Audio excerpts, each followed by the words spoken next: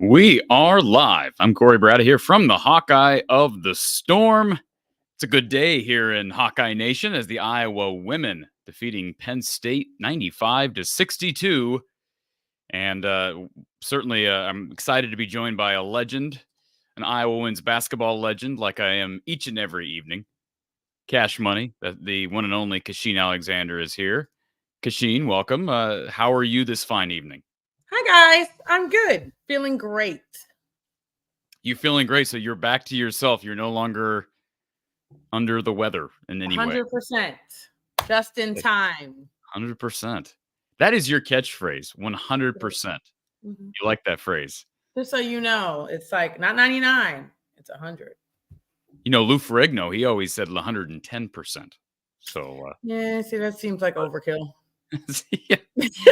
Not possible. But anyways, so a good win we're recapping. Of course, the Iowa women are moving on to the semifinal round where they'll play either Michigan or an Indiana squad. That's going to present a matchup if they get the Hoosiers once again tomorrow on Saturday. But we're here to talk about Iowa's 33-point rout of the Nittany Lions. And I think we got here in a way that would have surprised some people if you had just told them the story of the game. If you had not watched it, Iowa scores 31 points in the first quarter.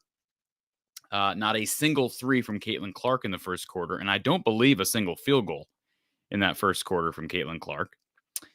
And yet they had 31 in the first quarter. They end up starting the second quarter. First 5 minutes, they go scoreless. And yet they end up winning this game, scoring 95 and winning by 33 against a team that was playing for their NCAA tournament lives.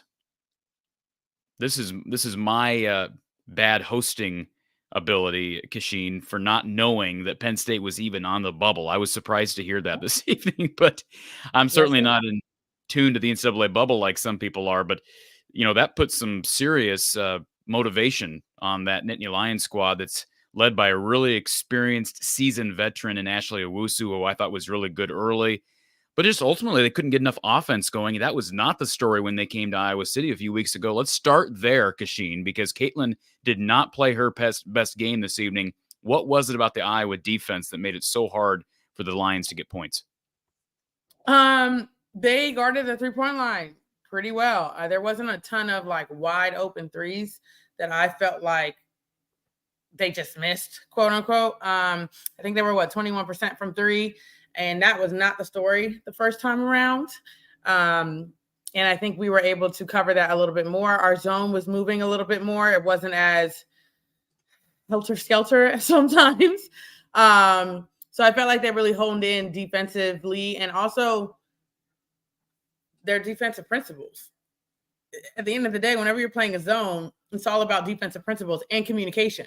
And I felt like you could even hear them on the screen in my bed, and so at that point, I'm like, okay, we're talking, we're moving, and we're not even just talking, we're talking loudly. We're giving direction, which is very important if you're going to play a zone. And I think that is something we're going to have to do in the tournament. So I'm very happy to see that we are kind of turning that page.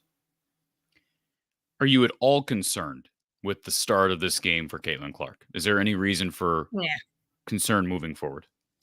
No, I mean, like I said before, I know now because I was a little confused. Normally, Caitlin, when she starts to shoot 0 for 6, she starts to drive a little bit more. She'll go back to it. But then they told us that she was 1 for 3 away from Steph Curry, and then it all made sense because I was very confused. I'm like, bro, we are 0 for 9. Like, what are we doing? But I figured it out and I was like, oh, okay, that's what we're doing. So I'm not concerned. I wouldn't say that. I think this was great for the supporting cast. I think that somehow, some way, we're repeating last year's and shooting the lights out of the ball in the Big Ten tournament and a little before. So I'm happy. Let's just say that. Let's just keep that train going. You can see the confidence in Gabby building, which is a great thing. Sydney was amazing. Her confidence is building, which is a good thing. We're going to need her. And then, of course, Taylor. You leave her open, it's a bucket 9 times out of 10. So let's hope she can guard somebody. I thought our defense was okay tonight. Didn't you? Listen, Penn State, anybody can guard Penn State. Let's just be honest. They're not great in regards to, like, they don't have, like, a specific player where Taylor would have to match up. You know what I mean? Like, they don't have that. So I'm not too worried about that. Now, the Indiana game, if Indiana wins, that might be difficult. But we'll see. Sydney Falter is our RTI Threads player of the game, 18 points and made 3 threes, 3 of 4 from 3. Boy, you'll take those numbers any day of the week for Sydney Falter. And, maybe there are times, Cash, where you're going to have some concern with a player who's been so good off the bench for you. Okay, now we're thrusting them into a starting role due to injury. Will they be as effective? As Sydney Falter was every bit as effective as we've seen her all year. 100%. You're right. Some people don't do well starting versus coming off the bench. And lucky for us, she's had some times playing in the starting lineup throughout the season. Wasn't a lot, but she still did it. And I was just happy that she did have exactly what you said. It was an easier transition for her because I've seen that happen many times where players come off the bench, they start, and they're just not good. I know we've gotten spoiled and we've almost gotten accustomed to seeing these stat lines that are really stacked. But 18, 9, and 5, that's a legitimate stat line. Like that's That's tough stuff right there. Big in tournament play, again, being put into a slightly different position, starting the game out. She was phenomenal. And for a Yep. lot of this game, I was like, okay, who do we go with player of the game? But then, man, you look back at the box score, the efficiency and what she's giving you across the board. I think this was a slam dunk, easy, one of the easier decisions that I've made as it relates to this player of the game award. She is coming Oh, on you at had the to right think about time. it? Say that again. You had to think about it? Well, I mean, I'm okay. Most of the time, it's pretty easy to say, okay, it's Caitlin Clark of the field. Uh-huh. Today, it was like, okay, definitely the field, right? So Caitlin puts up big numbers, but volume-wise, Downtown. she struggled. She turned the ball over a lot. Mm-hmm. I believe 7 turnovers today, which, I mean, Mm-hmm. no offense to her. I'm just saying 7 turnovers, 6 turnovers, 7 assists. She didn't play well in the first half, still ended up with 24 and 10, but, volume, right? Sydney Falter Correct. is efficient, and she plays her role. We've talked about that all Mm-hmm. year. So, no, I didn't have to think that long and hard about it. I did not look before making the decision, Kachine. I can promise you I did not look at the box score, but the box score just re-solidified Oh, okay. what I already That's guessed. fair. That's fair. Okay, I like that. That's a good decision. I was like, what? It was Sydney from start of the fourth quarter. But And can I just say one thing? And I know this is probably not make some people happy. You like when I lead with that, don't you, Kachine? yes, Why do we have to get the replay of Caitlin Clark sticking her tongue out 2 feet like 8 different times? Yeah, they overdid that. Like, we You got think? it. She got the record. Thank you. Moving on. Like, I just thought it was a little bit ridiculous, and I think that's I'm glad she feels comfortable, but that's probably not going to be a look that she's I mean, it going to. was funny because I think in her mind she was like, "Oh my god," like it took forever just to get 1-3. But I think playing it once, great. Like moving on next, it was just a little overkill. Let me ask you a question. I'm going to throw up the link for everybody here in the chat. I apologize for not doing this ahead of time. The Iowa Smokehouse call-in line is open for folks. We've got one caller on hold. And but I want to ask you, as it relates to the ovation she got, right? That's your home area up there in Minneapolis. Mm-hmm. But of course, mostly Iowa fans up there. Was the standing ovation because they had waited longer forever for the 1-3, or was it because she broke the record? Which one was it? Both. That's how I would have felt as a fan. Like, oh, thank God. Yes, you can stop shooting all them threes now, Lord. But at the same time, we're gonna celebrate the fact that she is now on top of the leaderboard. Another Hawkeye has amassed the top of the top. Yay, love it. But I think it was like relief mixed with gratitude, mixed with being in the presence of greatness. That's what I would go with. All right, let's go to our Iowa Smokehouse call-in line. We'll see what we got here to start things off. And if you're new to the show, our number is 515-635-1601 if you want to ask Kachine a question.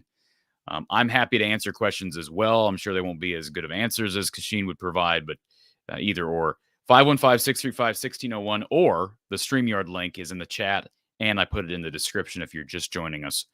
So let's start with our first caller. Thank you for calling Iowa Postgame with Kachine Alexander. Who's on the line? It's James. my phone was, I don't know if you didn't post it, if it was like my phone was tweaking or what was going on, but like it said like join the show, but there was nothing there. So, well, it's there now. That was just a clerical error. It's there now, James, but I appreciate you calling out. No, it just was, I didn't know, like sometimes my stuff messes up, so I didn't know, but I would say good win overall. Obviously, pulling away the way you did made it a little bit easier too. Like we did a good job of, especially with Carolina scoring, making it was a 13-point. They kept cutting the lead to like 13 or 12 or 14, and like we just kept ballooning it back to 20. And I think we did a really good job of that with Kayla not playing well. I mean, she played well, but like she missed a lot of shots. She didn't play well. She missed a lot of shots. Yeah, but what's the one thing we said earlier in the year, Corey? I think me and you said, like, if she's not going, it kind of scares me, like, how the team's going to look if she's not going. And it just gave me confidence today where it's like she wasn't going, but the team was. Well, here's what I'll say, though. I think you're right about that, and I agree. However, being a realist in all this, they can't have her down the stretch in tournament games not making a field goal until the 5-minute mark of the second quarter. And I don't think that's going to happen because has that happened all year? No. Yeah, I don't. But like, don't either. Now I think it's every bit of impressive. They did win by 33 in spite of it. But yeah, there were some moments there where I was a little uncomfortable because, man, we've seen the supporting cast disappear more often than you'd like. Not that they've done it each and every night, not by any means, but they've, on a number of occasions, we've seen that happen. And then you pair that with a start like what Caitlin had, you could dig yourself a hole real quick with that defense. But Iowa's defense was good enough. I think that's what Lisa said after the game on the Big Ten Network is they did match up better. And when you compare it apples to apples as best we can with their previous matchup with the Lions, the numbers say that Iowa's defense was a lot better. And you have that, then you can overcome a slow start from anybody. For sure. And obviously, if you're going to do it, at least do it in a game like this where it's like your supporting cast at least supported you. You know, she's not going to – I don't think she'll shoot like that much at all, hopefully not the rest of the year, you know. But she had that game, and the supporting cast still seemed to do the job they needed to do. And I think that's something that in that situation you needed it for sure because you never know what could have happened if everything went the way it looked like it could have with the way she was shooting. No, absolutely. I agree with everything you just said, James. And you know, the good news is if you're looking at this from a tournament standpoint, it's that they did this without Molly Davis, and Molly has been such an important part as it relates to someone who can handle the ball well. This is as good a defense as we've seen on Caitlin. Kachine, can you talk about what Penn State did so well against Caitlin? Because, I mean, we can talk about how Caitlin struggled, but I think we have to give credit where credit is due. Penn State defended her as well as anybody has this year. Yeah, they picked her up pretty far. They didn't let her get those transition threes. They kind of played more like a pack. Like anytime she came over half court in transition, there was like two people boxing her in. So she was able to find a Gabby, a Sydney, those kind of things because they figured they'd live or die by that. And fortunately for us, they died doing that. But they were connected to her the entire time. They almost were forcing her to put the ball on the floor. Now, part of that was Caitlin didn't have any desire to put the ball on the floor today because she was trying to go for that record. But that was their whole game plan in the sense of we're going to take up her space. We're going to get into her shorts and she is going to have to put the ball on the floor. She is not going to beat us by us giving her space and worrying about her drive. The second part of that is anytime Caitlin was coming off any kind of screen, there was two people around her. And they were going to let whoever else slip to the basket. If it was a post player or a guard, whatever it was, they were going to give Caitlin the much deserved attention. And like I said, live or die by the rest of the team. And like I said, unfortunately for them, they died because the rest of our counterparts really stepped up. Yeah, I don't know if you guys are watching Indiana game, but Mackenzie Holmes is out, and there's a possibility if they win, she'll be out tomorrow too. So that could be something. What happened to her? She got hurt her ankle in the last game of the year. Yeah. Oh, I didn't. Yeah, I don't pay attention to them, so I wouldn't know. Okay, that sucks. It says she didn't play today. She's not playing today, and they said there'd probably be a chance she's gonna miss tomorrow too if they win. So is she in? Is she dressed? She's there, but she's not dressed. But she's there. She's like in street clothes, but she's not dressed. My guess is she's not playing tomorrow. Then, if she didn't even bother warming up. Yeah, if she didn't even warm up, then that's exactly why I asked about the clothes. No, interesting. But we'll see, I guess. But it was just a good win, and it was great to see effort. And I feel like everybody gave effort. And what I mean by that is like everybody did their role. Like Gabby played really well, Sydney played really well. Even Taylor, when you got to that point on the bench, and Kylie's been playing really well the last 4 or 5 games, and I think you're getting that from everybody. It's something you like. A lot of times, I thought you could get it from 1 or 2. I didn't think you get it from all 4 like you did tonight, and that was something that was fun to watch for sure. Yep, agreed. Yep. All right, sir. I'll let you go. You get to our callers, and hopefully tomorrow we can get another win, and we'll see who we play here. Absolutely. Who do you want? Do you have any choice of who you want to play? Like, And Well, like, with that, I mean, we'll see what this game holds between the Wolverines and the Hoosiers. But without Mackenzie Holmes, I think it's a toss-up. Frankly, I don't know. Maybe Kachine, would you still rather see Michigan, given the problems that Indiana's caused in Iowa in the past? Honestly, in the Big Ten tournament, it doesn't really matter because anybody, as you saw today, Maryland and Ohio State, anybody can win on any given night. So it really doesn't matter. But if I had to choose, I would probably go with Michigan because Indiana's guards are still dangerous. Yeah. So I'd probably go that route. James, appreciate you calling, sir, and we'll talk to you tomorrow. Yep, enjoy your night. Thanks, man. All right. Yeah, good stuff. I'm glad James brought up Taylor McCabe. There was a stretch there, was at the beginning of the third quarter, where Penn State got it rolling. Mm-hmm. Iowa couldn't score. I think it was like a 7-0 run from the Lions, and Taylor McCabe came in, hit two big threes. She's had double-figure games, Kachine, but at times those have been because of garbage time. And she hit a garbage 3 or 2 tonight, but again, 2 of her threes were in a big moment. And she seems to be getting more comfortable. She's going to be put in a situation. She's being put in a situation right now in this tournament that she's going to have to play. And I do wonder, here's Mr. Glass half full, Corey. I do wonder, Kachine, if the Molly Davis injury could end up being a blessing in disguise because, A, you give people like Feuerbach, Falter, McCabe more minutes, opportunities to build confidence, and an opportunity to figure it out without that quote-unquote ball handler, right? Like if Caitlin's not handling the ball or being denied the ball, they don't have Molly to fall back on, so figure out a way to operate, whether it's Kate Martin or, can you operate in the post?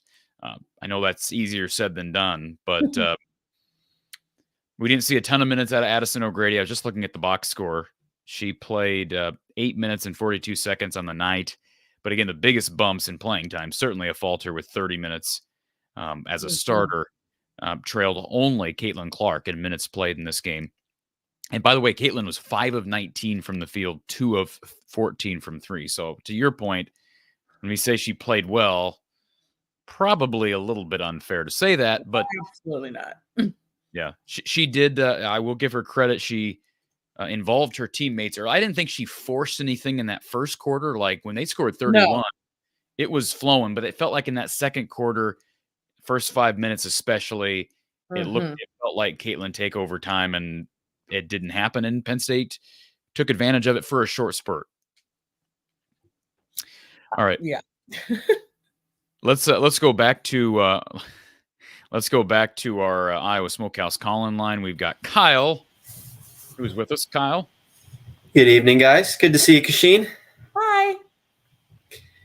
So I think tonight was just interesting on so many levels. I think if I told you before the game, obviously no Molly Davis and Kate Martin, Hannah Stolke, and Caitlin Clark would go 11 of 35 from the field combined. You'd probably say, I don't know how good I feel about that game. But I thought the supporting cast was as good as they've been all year.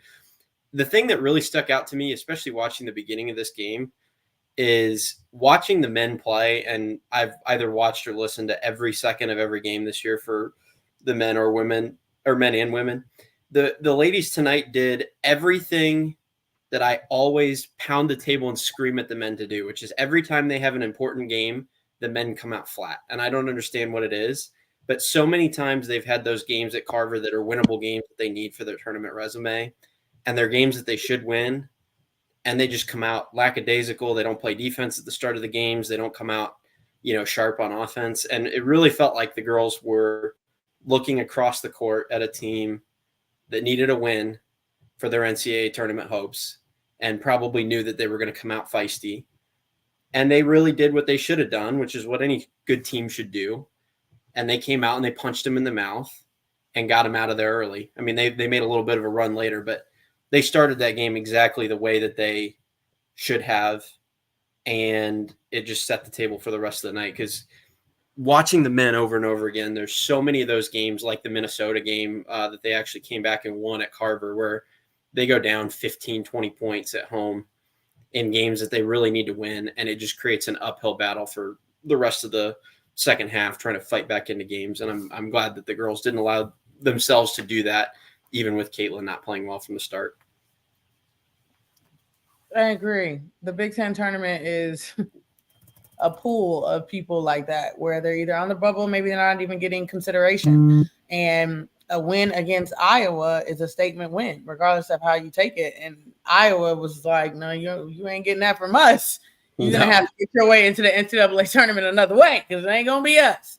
And you're right. That was good to see from the beginning. It was like, nah, you ain't getting no confidence. We're not doing any of that. So like you said, perfectly, that was very good to see, because it matters at the end of the day, especially that first, as we saw earlier, that first quarterfinal game is some feisty people.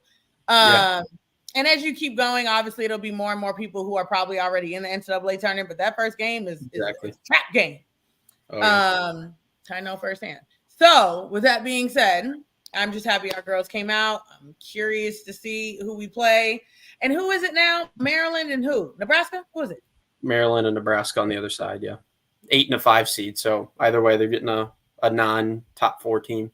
But I hope Nebraska if they get past, I like Amy. No other reason. And I also think that our girls will come with a little bit more fire because they lost to them the first time. We know how we is Maryland out of the tournament for sure? I haven't been paying attention. I'm pretty sure they weren't in it. Okay. But the more games they won in a Big Ten tournament, the more they could potentially fight their way back. I don't know how far they are out though. Yeah, I would assume Nebraska's probably already in if they're the 5 seed in the Big Ten. I would assume. Aren't you our bubble expert, Kyle? You ought to be giving us some women's. That's Tony. I'm bubble expert on the men's side. Tony's our bubble expert on both sides. Oh, okay. If you're out there. Well, another thing I saw today, Kachine, that was interesting is Iowa forced 15 turnovers today, and they scored 30 points off those 15 turnovers. I don't know if I've ever seen that where they forced 15 turnovers and scored 2 points off every turnover on average. That seems wildly impressive. No, you're 100% right on that. That doesn't happen often, if at all. Yeah, they won the turnover battle in terms of points off turnovers by 25 points. That was basically the difference in the whole game. So let's just make clear what Gary Close, if he was here, would say about looking at the stat sheet and saying why. Okay, how do you win by 30, especially when your best players don't shoot all that well? Iowa got to the free throw line 30 times to Penn State's 9. Yeah, I mean. That's the difference in the game. And them turnovers, that's the game right there. Yeah. Exactly. Well, the other thing too is, Corey, are you looking at the ESPN team stats page? Is that what you're looking at for that? I'm looking at Kyle. I'm looking at the official NCAA box score. Okay, my good lad. I don't know if they have different statistics on there than ESPN, but Iowa did not lose a single statistical category tonight in shooting from any part of the field. Rebounds, assists, steals, blocks, turnovers, points off, fast breaks, points in the paint, fouls, anything. They didn't lose a single metric tonight. They tied in points in the paint. Yeah, they tied points in the paint. That was the only thing. You can see that Penn State's whole agenda was to take away Hannah, which I think is crazy, right? Yeah. If you really think about it. They were doubling the heck out of that girl. Now, I get it. She scored 47 points. I understand. However, that opened up everybody else. Because if you're bringing 2 people, or at least they have to be ready to go, that leaves the skip pass wide open. And hence why we scored, 15 threes? Is that what it was at the end of it? Yeah, 15 of 44. So really not super efficient, but outside of Caitlin, they took 44 threes. Yeah.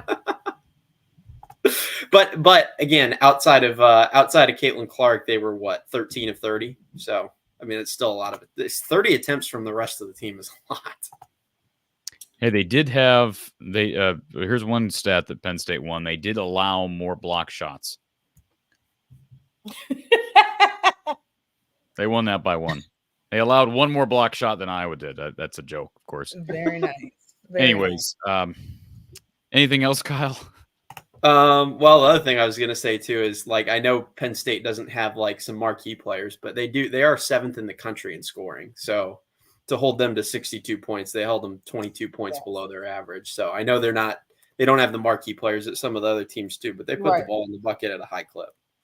Yeah, defense was definitely our winning ticket today.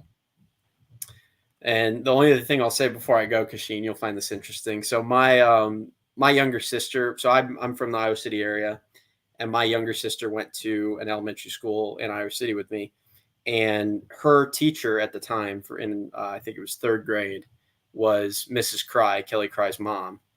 So because of that, we went to a whole bunch of Iowa women's games around that time when Kelly was playing. So I went to see you. I didn't know it at the time. I was like 10 years old, but I went to see you play like 5-6 times in person, probably. So because we went. Thank you for aging me. I totally appreciate that. I was like 10 years old. Yeah, I was. It was like 2009, 2010, probably. So I was a little lad, but I was there. I have faint memories. Good. I love Kelly. That's my girl. Yeah, she was cool. It was cool to watch her and her mom there. Good. Anyways, we'll hope that they can get past whoever is next. Yeah, whoever's next. Indiana's up right now early, 12-9, but long way to go. Let's 12-9 at the end of the first quarter, by the way. So not exactly a barn burner there between those two. But God, we'll talk to you tomorrow, I'm sure. Yeah. Maybe, perhaps. Maybe from my Amazon truck. All right, sounds good. Thank you, sir. Lonnie in the chat, full team effort by the Hawks, 100%. I love these people who, Dan, I love you, Dan.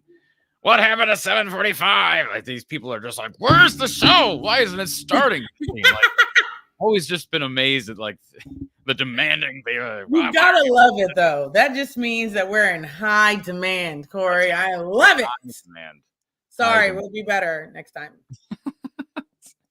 All right. Before we get to our next caller, do want to thank RTI Threads. You see, I've got the Aaron Graves shirt on. He'll be a big part of that Iowa defense in 2024 and will likely be one of the leaders on that defense with some attrition, losing guys like the leadership of Noah Shannon and the leadership of Cooper DeJean. Check out the RTI Threads gear over at rtithreads.com. Specifically, right now, we're trying to promote the new baseball site, iowabaseballswarm.com. Check out their team baseball NIL apparel.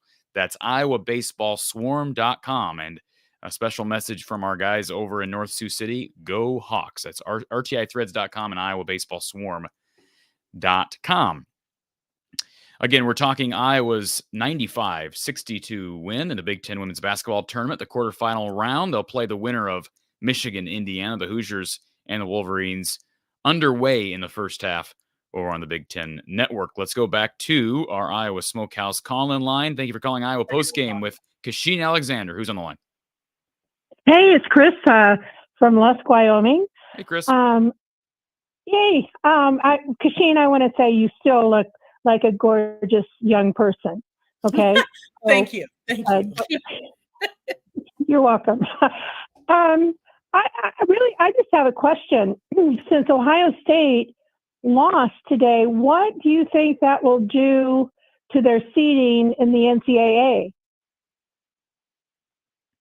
They'll still probably be a 2 seed, I would think. They are not a 1 seed anymore. That's out the window because they was the last opportunity for Iowa. Opportunity for Iowa. Kachine? If Iowa wins the Big Ten tournament, they're a 1 seed. For sure. Yeah, I'm glad I asked that because that's what I was thinking. But I am not an expert, so I thought I better ask the expert. Yeah, my guess is I would think Ohio State would still be a 2 seed, probably a lower 2 seed, but still a 2 seed. It's a possibility they could slide out of that depending on how the other teams do in their tournaments. But if Iowa wins the tournament, we're a lock for a 1 seed. Yay. Yeah. So I got my fingers crossed. I really was heartened by the performance of the supporting cast during this game, and especially to see Taylor McCabe put some quality minutes in there. So that's all I have to say.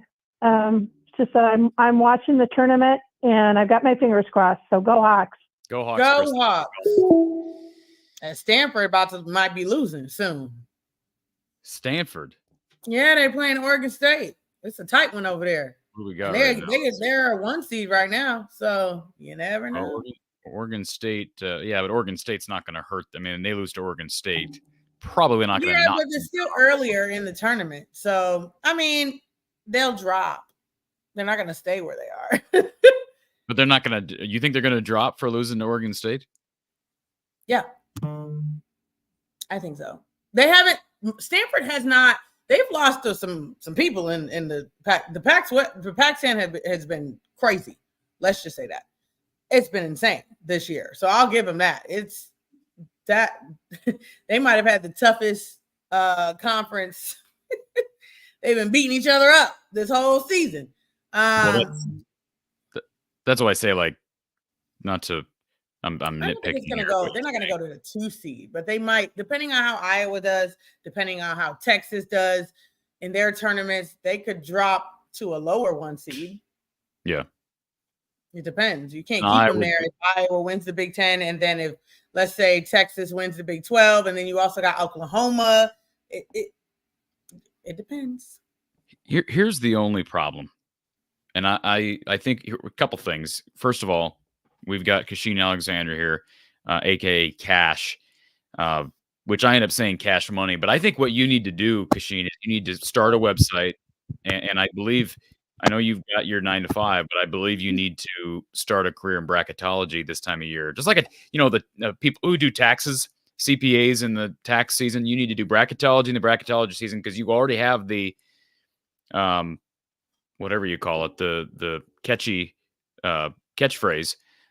Cash money bracketology, right? So here's a couple of things here as it relates to the Pac-12. I think you're probably right. They probably fall down. I don't know that Iowa can do enough, though. I don't know that there are enough opportunities in this tournament for Iowa to climb very much. Now, maybe they can get to the 1 line.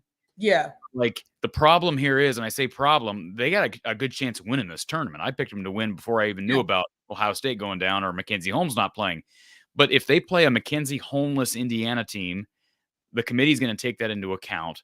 If they play a Michigan team that beat a Mackenzie homeless, not Mackenzie's not homeless, but a Mackenzie-less Hoosier squad, so you have wins against Penn State, Michigan, and potentially Maryland and Nebraska. Again, I get it. Trust me, I get it. There's not a ton of opportunity there, even if you win a championship. Is all I'm saying. Yeah, I think they would have to put them at a 1 seed because we don't have a ton of bad losses on our record, but at the same time, we did our road to the championship wasn't exactly difficult if things play out the way they play out. So yeah, I hear you. And who are you talked about Stanford, the other 1 seeds, Texas. Those, like how many bad losses do those teams have? Like obviously South Carolina's won.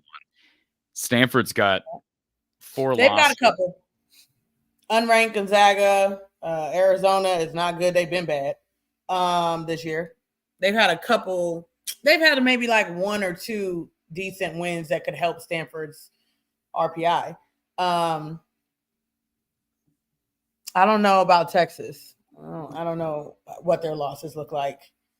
Does it almost feel like where USC and Iowa, I know we're kind of going off on a tangent here, but does it almost feel like where USC and Iowa are positioned right now, record-wise and perception-wise, that the committee is going to – I just feel like those 2 teams are going to end up – one of them is going to be the lowest 1 seed, one's going to be the highest 2 seed, and they're going to be in the same regional – or the same region, I should say. I've been saying that they was going to match those 2 up. Somehow, some way, I will not be surprised if they match up Juju and Kate. And that's an elite game. That is an Elite 8 game for anybody wondering. 100%. So I would be shocked. Like I said, I will be shocked if the NCAA does not somehow put them together or a possibility to me. Because could you imagine the TV ratings for that? That's what I'm saying. The money involved in that? Yeah, that'd be crazy. Yeah. Just a random thought, given the fact that USC, by the way, not so random at all. USC just narrowly beat that Arizona team you brought up today, or yesterday, excuse me. But they play tonight. They play UCLA, big time game. UCLA's seventh in the country with 5 losses as well, and that's a semifinal game. So you're right about that Pac-12. It's a weird conference, but a loaded conference at the top. Loaded right now. All right, let's before we go to our next caller.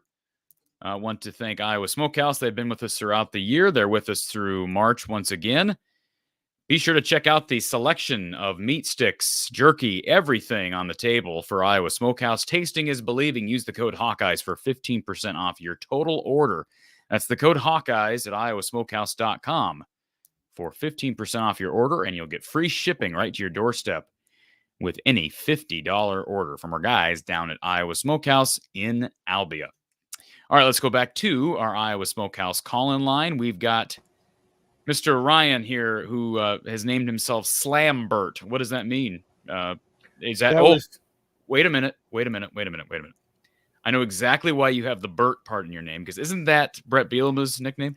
No, actually, somebody else was using my account for a different reason, and I was clicking so fast, I didn't want to get out of the queue to change my name to Ryan. So Ryan, I'll just be Slambert right now. You failed to answer the question. Isn't your mentor, Brett Bielema, isn't his nickname Bert?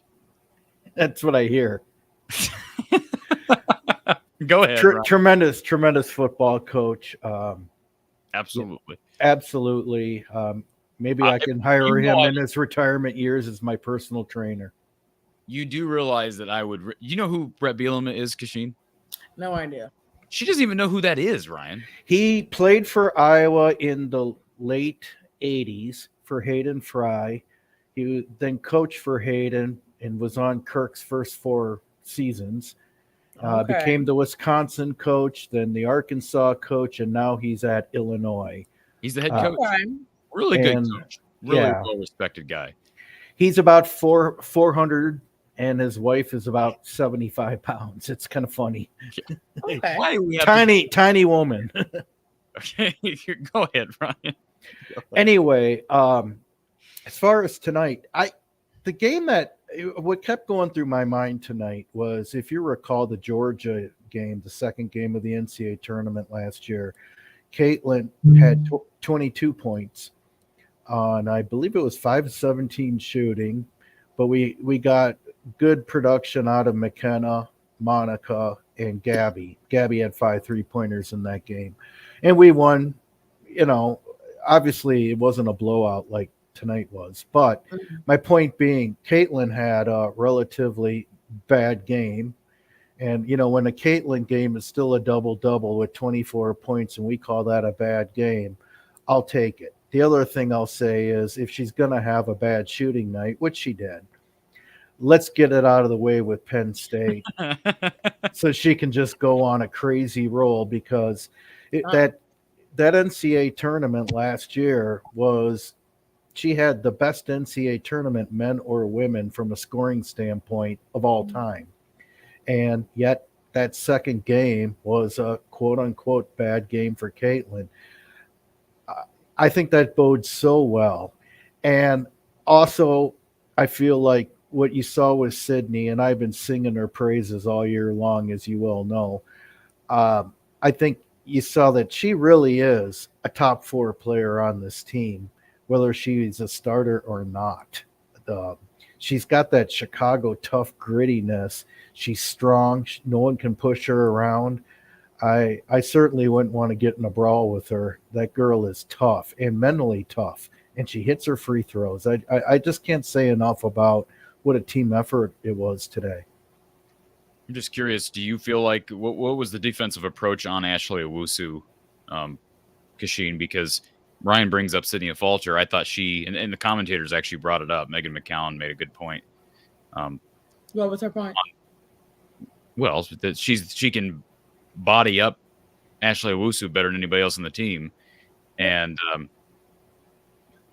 you made a joke about my tweet, and I specifically said that Sydney Falter would be much better suited Owusu. What do you mean I made a joke? What do you mean I made a joke about your tweet? You called me- plagiarized my tweet from like 30 seconds prior.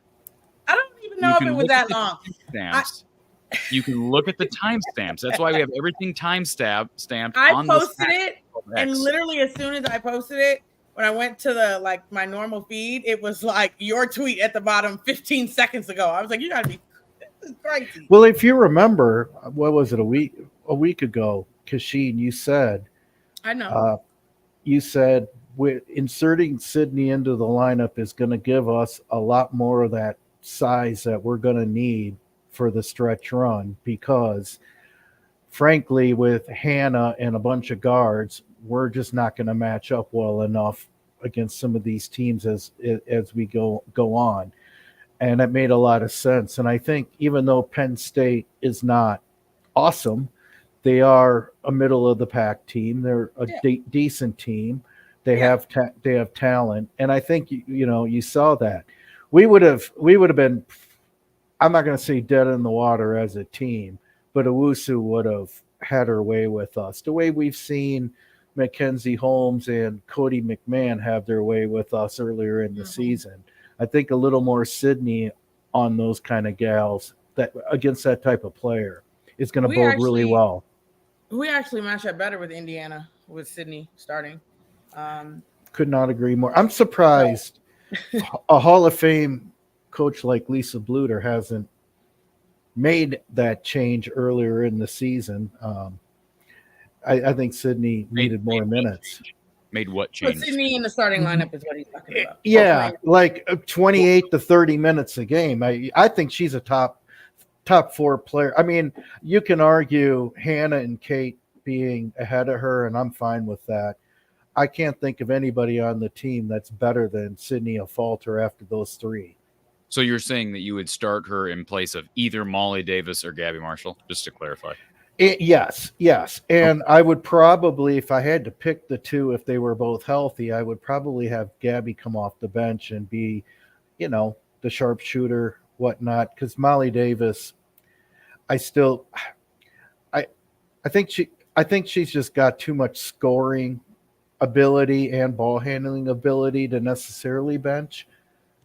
Gabby, even though she's doing really well right now, she has been tremendous. She has not had a great year up until now. Let's face it. I think we can all agree. Yep. And we're all Gabby fans. Well, some people wouldn't agree with that because some people can't see things from an objective point of view.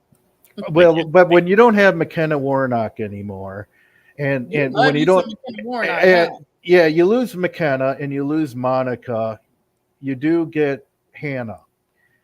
I mean, no offense, but Hannah is not going to handle a loss of McKenna and Monica, but having a Sydney in there sure as heck helps ease that loss, in my opinion. I think she's just phenomenal. My last question, assuming we beat the homeless Hoosiers or the Wolverines, and the homeless Hoosiers are up 12 right now.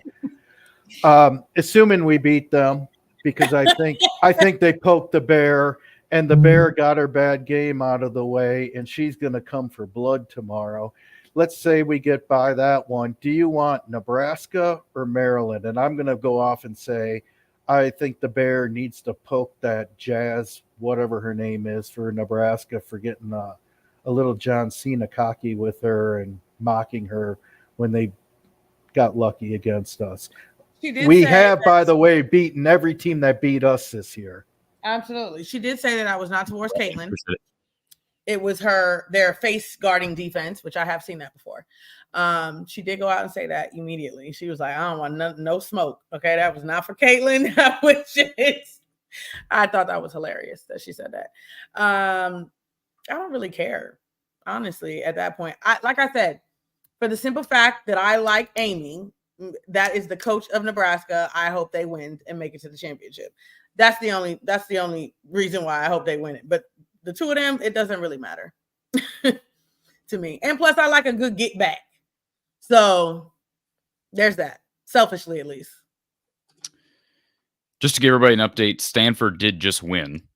So Kachine brought that up earlier. They pulled away late, and they take down Oregon State to advance to the championship game. 66-57, the final. They're locked in. Stanford and Oregon. So the next game that people will be following over the Pac-12 network tonight, USC and UCLA. So that will be one to follow. And Ryan mentioned Indiana. They are leading right now at halftime over the Wolverines of Michigan. And the score is 30. Yeah, we probably playing Indiana. 11 seconds left in the second quarter, but it's 35-21. So Michigan having a hard time scoring right now in that quarterfinal round. What's the Target Center like as it relates to being a shooter's gym? We always hear that term, and I know in the past the barn has been called that, but the Target Center is an NBA. It's not. I mean, let me say, it's, of course you can shoot well in it, but it's not what I would consider a shooter's gym. Right. Yeah, that's what I would say. Now, Caitlin, majority of her threes are like the top half of the 3-point line on the floor, and that's the hardest place to shoot it from in that gym. So that might have affected her. And the reason why, just FYI, it's because of the distance behind the backboard. It's a lot further than any college gym. That extra space that the NBA normally has, there's so much extra space, and you can see it behind the backboard. So it becomes a lot harder sometimes to shoot from the top of the key. If you're shooting from the sides, the wings, the corners, you can't see that. So there's nothing that really affects your shooting. And that's usually where Caitlin is shooting from. So there's that. A comment or two in the chat before we get to our next caller. Esther, Corey, are you okay? Well, okay. I mean, depending on what you're talking about, emotionally, mentally, physically. All of the above. Yes, I'm doing okay, Esther. And she adds, hello, Kachine. How are you doing tonight? Enjoy your weekend. I will do my best. It'll be a much better weekend if we have a championship at the end of it. And Diego says, hi, Corey, and hi, Michael Jordan. See, it's stuck. Corey! Thank you, Diego, our Argentina representative down there in South Yeah. Appreciate that from Diego. Lemansky with the super chat. So inspirational to watch Cash Money keeping my main man Corey play defense. Let's go Cash. Let's go Cash. See, he spelled cash two different ways there. So what's the correct way to spell it is with a K. Yes, but the correct way to spell it is K-A-S-H, not K-A-C-H. Really? Is that right? Yes. Okay, Corey, you want me to break this down to you because you look confused? Yes. My name is Kachine, right? It's spelled K-A-C-H-I-N-E. If you spell cash, K-A-C-H, people tend to say my name as Kachine. That's not my name. It's Kachine. So I decided to change it to K-A-S-H because it has nothing to do with my name. Does that make sense? Kind of. I wanted to differentiate the two because people kept calling me Kachine, and I'm like, that's not my name. It's Kachine, like machine, but with a K. So that's why I spelled it K-A-S-H. What do you mean you spelled it? Like that? What Well, does that mean? because I could have spelled it any of those other ways. I could have put cash with a C. I could have done cash with anything. Let's be honest. But what does that mean? You spelled it. Where did you spell it this way? I decided that my nickname, Cash, was going to be spelled K-A-S-H, Corey. Just looking here because your let's see, your Twitter handle. Okay, your Twitter. I'm just looking to confirm that this is accurate. Mm-hmm. Okay, that's good information to know. So Lemansky, take mental note there. Keep that in mind for next time. Got it. Hawkeye says Molly out may have affected Caitlin bad night. Any correlation there, you think, Kachine? Nope. Hasn't affected her before. I mean, could it be a possibility? Maybe, but I doubt it. The one exception being when they played at Nebraska, we both felt like after that game that had Molly been in the game when that boxing won, it really came out in the fourth quarter. Mm-hmm. That's not what it was going on tonight with Penn State. But I don't think it was for her, though. I thought that the boxing one having Molly would have helped the team, not Caitlin. Like, I felt like she would have been able to direct the team because without Caitlin, we didn't have any kind of director. just because Caitlin was shooting bad, she was still able to direct the team. She was still able to, facilitate and get people open, and that she couldn't do that at the Nebraska game. She was stuck. So we were stuck. Let's go back to our Iowa Smokehouse call-in line. We've got Spencer. Spencer. Oh, you got a shirt on today. You got a shirt on tonight. Look at that. I'm outside and it's cold. It's cold? Southern Iowa. What's the temperature out, Spencer? It's like 40 and it's windy. Okay. Well, you're Cash, how you doing? I'm great. It's fantastic. How about yourself? Besides being cold. Good. Corey, you were late. Bad Corey with the C. C-O-R-E-Y. You might have been waiting on me, so let's just say I was late. No, I was going to be late regardless, Kachine. So we were both late? I was going to be late regardless. Don't worry. I'm still blaming Corey because it's Corey. We were both late. Well, first, couldn't have asked for a better start to that game tonight. Mm-hmm. Then we get to the second quarter and all disaster hits. I mean, I know we've went in shooting slumps part of the rest of the season, but that kind of felt like one of the longest shooting slumps we went on, where we went cold. That was like almost 6 minutes until we scored a point. Was it that long? It might have been. It was about, yeah, but now here's the thing to put in context. I think you're right, Spencer, when you talk about the offense, but I thought Iowa's defense remained fairly good in that second period. In fact, for that second period, Penn State scored 13 points. You'll take that any quarter, right, Kachine? 13 points in a quarter for this Iowa defense. I don't care who you're playing. Period. So you're right. I mean, those are things. Hey, there are going to be droughts at times, Spencer, right? You and I both know this. There are going to be droughts at times. Probably not 5 to 6 minute droughts with this team very often. But the key is when you go on droughts, can you defend? And that's what they did. Like they went through a stretch offensively, and yet they never lost the double-digit lead. That's the one. Eventually, shots started to fall. Yeah, they had a plan to guard Clark all night, and Penn State executed very well, I think. And she couldn't get through the double teams. That was probably the most uncomfortable I've seen Clark all year. Yeah. And give credit. Can we give some credit to how do you pronounce her last name? Helly. Who? Helly. Helly. Who's Helly? Oh, whose last name are you talking about? I'm talking about the person who defended Caitlin Clark. I meant I think. Is it Leilani Capinas? Never mind. Yeah, whoever was guarding her tonight. But yeah, I think she did a good job. Made her Clark Milk the most uncomfortable all year.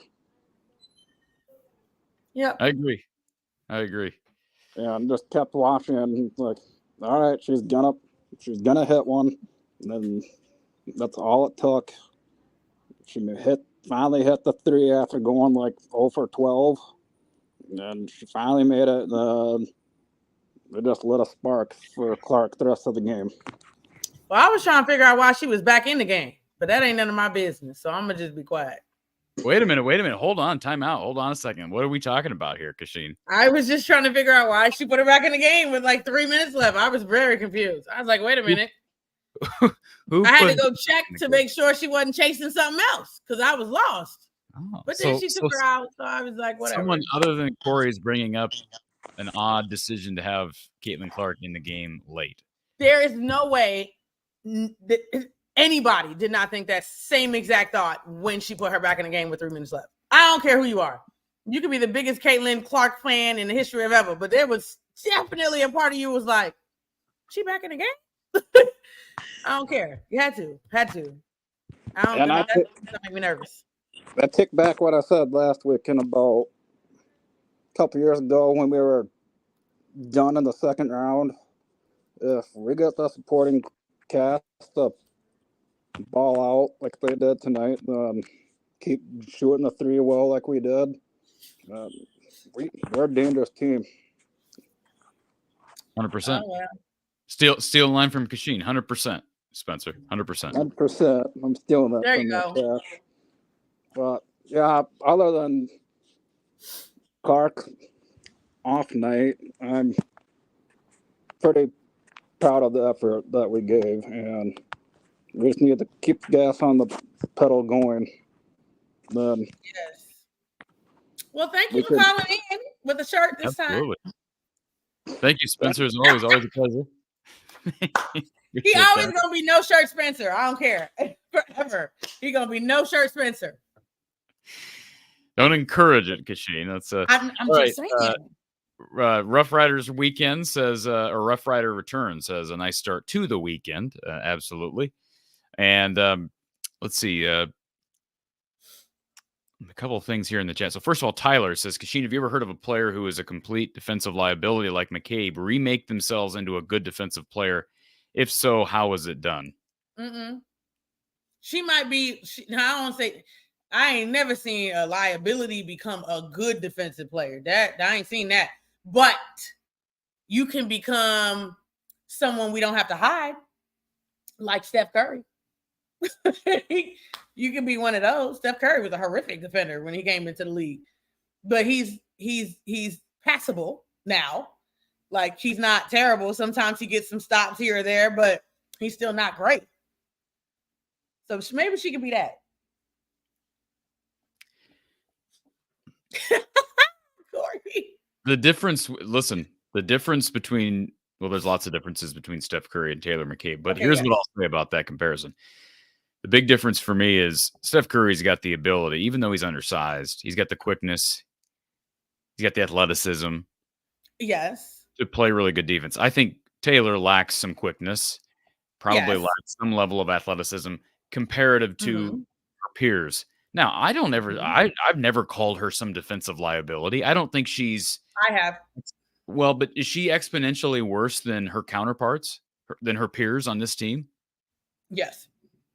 She's exponentially worse than. If you put Taylor McCabe in a one-on-one situation, she is not getting a stop at all. And guess what? Guess what? Depending on who there's several other players.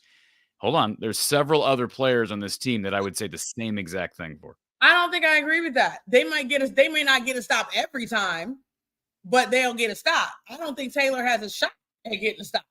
The thing is what we haven't noticed is when we put Taylor there's in certain situations. The other times that she was in the game was when we were playing like a triangle and 2 or a box and 1, and she was face guarding the girl. So the purpose of that is to put your worst defenders over there. 1, because they don't have to think. And 2, all you got to do is face guard her. That's it. Don't let her touch the ball. Because once she touches the ball, you're screwed. Quote unquote, right? Let me ask you this. Go ahead. Jazz Shelley versus Caitlin Clark. How many stops and 10 tries does Caitlin Clark get against Jazz Shelley? I'll give her 5. Really? Okay. I mean, if you think about, Caitlin's had some big defensive plays when she wants to.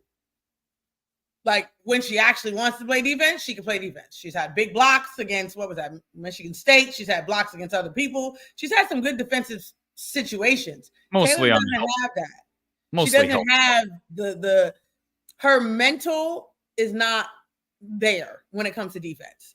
Now, I think that's the only way she can become better is because if she starts to understand defensive schemes and her angles, it can make up for some of her lacks of other areas.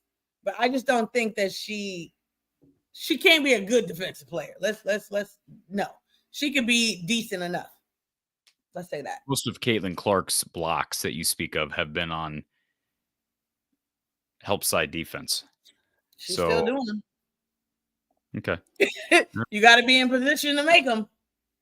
Yeah. Gabby Marshall had a steal today on help side against Ashley Owusu. So yeah, it's team effort. Absolutely. I didn't think Taylor was bad today defensively. I don't think I saw her enough in games to make that statement earlier in the year. I understand the coaching staff is there every day. And so I have no doubt what you're saying is absolutely true. Lemansky says, I suck at spelling, love Special K, dislike the cereal. So I like Special K cereal. Let me ask you, that used to be my nickname before our Cash came about. So that's actually kind of funny. Cash is much more authentic. I think too many people it's easy to say that when you have someone with the first name starts with the letter K, just to say Special K. Yes. Now, Special K cereal is good with the little strawberries. That is good stuff. I agree with that. That's about the only one. But yeah. The only one what? Special K cereal, that's good. Do they have other cereal? I've never seen. There's a lot of them, Special Ks. They got almost every kind now. They have the ones with the almonds. Those are good. Mm-hmm. Right? They got like some banana nut one. Oh, I don't eat that stuff. Exactly. Honey bunches of oats. If I'm going to go healthy, I'm doing honey bunches of oats. With almonds? Yes. Okay, or the honey clusters, I think, right? I don't think I tried that one. I'm stuck on the honey with the almonds. Yeah. Wheaties. Anyways. Spencer, Wheaties? We don't have Wheaties. Who eats Wheaties? No one eats Wheaties. Kachine, real quick. We don't have a cereal sponsor, so let's not totally divert this thing into something that's right. Anyways, Iowa defeating Penn State 95-62. Again, want to thank our friends down at RTI or over at RTI Threads over in North Sioux City. Check out their Iowa Baseball NIL site. It's iowabaseballswarm.com. Yes, RTI Threads has partnered with Iowa Baseball and the Swarm Collective to generate an awesome website to support your favorite baseball team. iowabaseballswarm.com. Check out the original apparel today. Again, iowabaseballswarm.com. And want to thank Iowa Smokehouse. Their awesome products, their jerky, their meat sticks, everything is delicious. And you can get 15% off your order by using the code Hawkeyes. Also try their salsas, their barbecue sauces. It's all great. Also get free shipping to your doorstep. So all kinds of perks by trying an Iowa company that's supporting this show. iowasmokehouse.com. Use the code Hawkeyes for 15% off your total order. All right, we've had a caller on hold we just entered. Whoa, what's going on here? We just had a call. We just had a caller that just hit the 30-minute mark on hold. So that's devotion. That's commitment. Let's reward our caller. Let's go to our caller. Thank you for calling our Iowa Smokehouse call-in line. Who's on the line? Oh, you got to turn that off, though. Hey, Corey, how you doing? Hey, I can hear my echo. Who's this? Yeah, this is Ron. Hey, Ron. Corey, how you doing? Hey, Ron. Yeah. Ron, can I get you to turn your device down in the background? I can hear myself.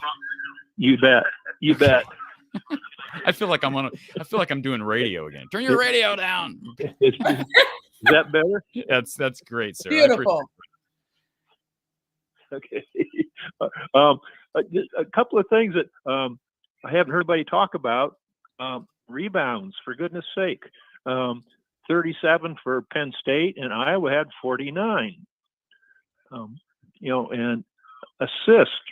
Iowa got 75% on assists, and Penn State 50%. 75 is a good number.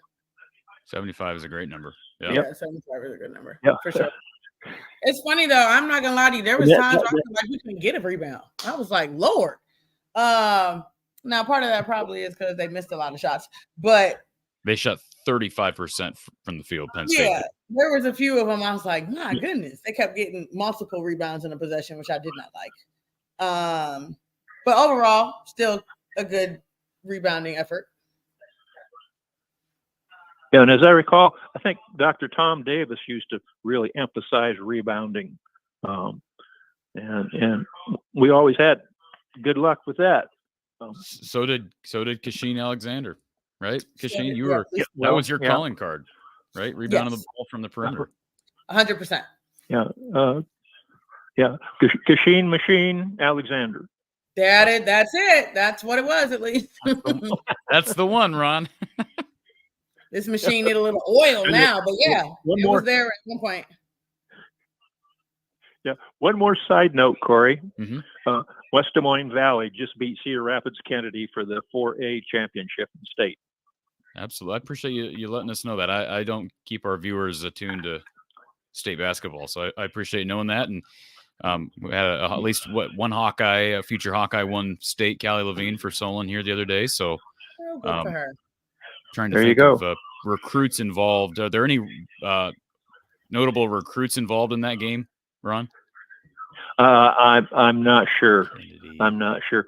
Okay. My Not aware of it. TV and radio listening is tuned to the Hawkeyes. So Well, you picked the better portion, sir. bet. All right. I appreciate you and Kachine's helping us out. Thank you, Ron. Appreciate the call, You sir. guys have a good day. You too. Appreciate the phone call, Ron. Park is in the chat. Congratulations to the Hawkeyes. Absolutely. Echo that. And Evan wanted to make sure I got put in my place again. Yes, I was wrong. Again, I apologize from the bottom of my heart that I said that they did not let the lead go to single digits. Penn State cut it to 9 at one point. Did they really? For correcting me. Matt says you two called it. I didn't call it. The announcers mentioned Gabby Marchall 4 times. So she should be claiming this new nickname. Last week's episode, Kachine actually did that. Made that discovery, and she says, "You're gorgeous. Love your show." So, Matt, all kinds of compliments from Matt. So appreciate that. Were you surprised that they were watching our show? Were you surprised that Megan McCown and Mike Hall were watching our show Sunday to know that nickname? I'm sure that somebody else might have said it, but it's still very clever. And I love it. And I think it fits her right now. I think it's insane what Gabby is doing right now. You said it weeks ago, and you were like, the fact that when I said, well, you never know, she might do the same thing she did last year, and she's doing that. That's very hard to do. I don't know how you can mentally get yourself in that place. It's very early, Kachine. It's very early. We've had one game. I know, but we've had one. This has been one game in postseason play against a Penn State team that's not going to make the NCAA tournament. Mm-hmm. But she started it before, just like she did last time. So I'm just saying, even just the fact of how cold she was to turn it on in a sense. Like Corey, she shot a pull-up transition 3 in the Ohio State game. I probably would have lost my whole house betting on that, because there's no way I was betting that she was going to take that and make it at that. So, I don't have nothing else. And I know shooters, she's feeling really good about herself. Really good about herself. And when shooters start to feel like that, they believe that there's nothing they can't make. She had at least one play tonight where she dribbled to step back behind the 3-point line, which, like, even just those little things, because she is typically a spot up shooter when she's wide open and she's where she should be. Yep. Usually off penetration from Caitlin Clark, she gets an open look, but we've seen her off the dribble a couple of times, and I agree with you. I think that's a sign of a little bit different caliber of confidence from the 5th-year senior. So, by the way, I went back and watched. I didn't watch the whole thing, and I had some ideas I need to pass by our viewers here. But at some point down the line, we need to do some watch parties for Iowa women's basketball games, and I think that would be an enjoyable thing. I don't know if Kachine, you would enjoy that, but being able to watch old Iowa games, interact with viewers. One game that I really thought was intriguing, I went back and watched. It was Caitlin Clark's first game as a Hawkeye, and the Big Ten Network posted this on their YouTube channel. They played the Panthers, and this was during the COVID year where there was nobody in the stands. Mm-hmm. And it did strike me to see Gabby Marchall playing as, well, she would have been a sophomore, right? She would have been her 2nd year at that point. Am I right? Yeah. Yep. So I find that it's amazing what she's done as it relates to longevity. And she has had ups and downs with her shot, and she's very dependent on that shot going down. We've talked about her defense. She gives good effort, but she's not the most gifted defender. And so you do got to give credit where credit is due. I hope you're absolutely right. I hope Gabby just continues what she's doing and makes a name for herself in March again, and hopefully makes a name for herself in April. That would be ideal. Going back to what you said a few minutes ago, because you brought it up. I think it's fair to reemphasize. Yes, bringing Caitlin Clark back in the game when you're up 30 with 3 minutes to go, or with 4 minutes to go. Yeah. I don't know what else to say about it, but I'll just say this. if she gets hurt, it's over. Yeah, It's 100%. everything. It's all over. It's all over. Not only is the Caitlin Clark era over, the season is over. And I know some people, how can you say that? This is a team. I love my team. It's over. Yeah, come on. You and I Yeah. both know, Kachine, it's over. If she gets hurt, and I'll tell you what, here's the deal. You can say you're grasping at straws. You don't have any right to complain, whatever. If she gets hurt, like if she got hurt tonight with a minute to go, kind of like Molly did. Now, that wasn't late in the game, but if she, say, goes down with something like what Molly had, she's likely out for the NCAA tournament, at least the first round of the NCAA tournament. And there's a good chance they don't make it to the second weekend. Mm-hmm. Who will people be pointing the finger at? Lisa It Bluder. will be Lisa Bluder, and deservedly so. Like, I like Lisa Bluder, but I'm telling you right now, the national pundits, I don't know about the local people, because I think the Iowa media is very forgiving to its coaches, including Lisa Bluder, and so be it. But the national media that loves this team and loves Caitlin Clark will be pointing their finger at Lisa Bluder saying, how do you have Caitlin Clark, maybe the best college basketball player of all time, in the game up 30 in the first round, and your first game of the Big Ten tournament with 3 minutes to? How do you put her back in the game in that situation? I don't have a way you answer that question. There isn't a way. Lisa Bluder just don't care. Okay, see that, should that make us feel good? Like, should that make? I'm just being honest. She doesn't care at this point. She's putting it all out there. Whatever happens, happens. Whatever it's supposed to be, will be. That's the only way I can explain it. Like, she just don't care. In the sense of whatever is supposed to happen is going to happen. And we're going to ride this thing till the wheels fall off. Literally. Would I take that chance? No. But at the same point in time, I also have to understand that she has said this before. So, I don't know. It is what it is. I guess. We just all going to have to be, as they say, clutching our pearls. Because I'm going to be scared every time that she puts her in. Well, she just don't care. Sorry, Corey. She don't care. She's your former coach, and I am not trying at all to be disrespectful to Lisa Bluder, because I got a lot of respect for Lisa. But if she gets hurt, it's coaching malpractice. If she gets hurt, no, it is malpractice. I'm weak. I said coaching malpractice, Kachine. I heard what you said, Corey. If she gets hurt, I don't know what else you call it. That man said coaching malpractice. And here's what I'll say on another note on that. I guarantee you, and you know everybody else on the staff, I don't, but I almost guarantee you that there are plenty of other people on this roster, on this staff, that don't believe that she should be playing. Like, that's not a consensus decision. I'm sure there are people on the bench saying, what are we doing? My goodness. You know, 100%. Yeah. Okay. All right. Just and I know I'm going to get ripped at the seams for saying, go, I'll get torched. I will get absolutely torched, because people, if anybody thinks that there's not a valid reason to feel the way that Corey feels, doesn't know basketball. Because at the end of the day, this has been talked about many times through many different teams. Why was she out there? Oh my God, men's basketball, women's basketball, it doesn't matter.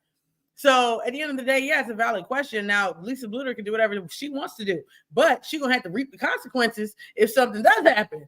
True. If she's willing to do that, then by all means, honey, go ahead and do it. Yeah, right. Fair point. Fair point. You're rolling the dice, and if the dice comes back snake eyes, then you are going to. You're gonna. Not only am I gonna criticize you very strongly, but everyone else is going to, and that's the way. You're gonna be all over First Take. You're gonna be on ESPN. People gonna be in your inbox. It's me and Stephen A. That's right. We're gonna be on it. So let's go back to our Iowa Smokehouse call-in line. Who's on the line? Lansky, Corey. I welcome any snarky remarks you want to make about my spelling. No, I'm on a Lisa Bluder kick right now about playing Caitlin Clark too late, but your spelling is forgiven. It is. In your great wisdom that all us listeners know you have, has Corey Bratta ever committed podcast malpractice? Kachine's only been working with me for a few weeks, so probably at the Wisconsin away game. Hey, that wasn't me. Was malpractice. There was malpractice going on there, but that wasn't me.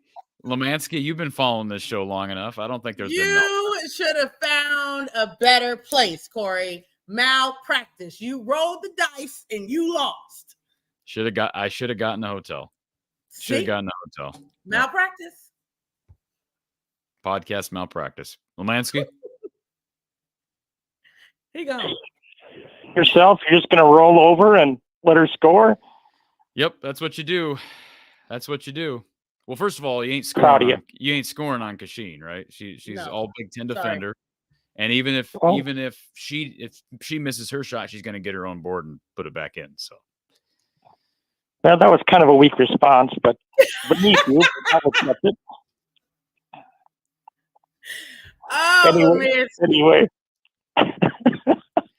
Corey, what did you do to Lemansky? Because he'd be coming in hot every day. I know. He's you're going to be coming in hot like that, Lemansky. Just keep the super chats rolling, and I appreciate you. That's because you cut me off from my phone number. You just hang up on me and won't let me talk. You got all the power, man. I only had to do that. By the way, I did do that to our friend that kept calling. I know our friend is probably listening, but Lemansky, do you live in Iowa? I graduated from the University of Iowa back in the day of Hayden Fridays, and I lived in Iowa, working as a banker for years. Now, sadly, I'm in Wisconsin. Sadly. Oh, sadly. Oh boy. Okay, that is sad. Yeah, it's 8 hours round trip to Carver Hawkeye, which is a wonderful venue. I got you. Okay. Hey, didn't Green Bay recruit you, Kachine?